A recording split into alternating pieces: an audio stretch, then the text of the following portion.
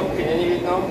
Ale však to bude na videu. Ale už ideme. Áno, Takže, ako je to čerpadlo od spodku hore, ako je kýba je 210 cm. Jo, metro je krásne.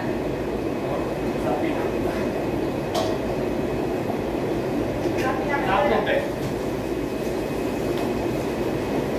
Na 30 sekúnd by mal naplniť ten kýbel, 10 litrov. Za minútu by mal naplniť, pri tejto výške by no čo by sa preliadlo. Dobre, to bude naozaj dlho a to stačí, lebo ja už to neudržím. Stačí sa?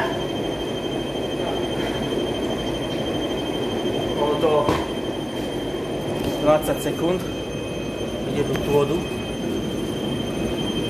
A nič, ja musím tú vodu prehodiť. Skoro plný kýbel.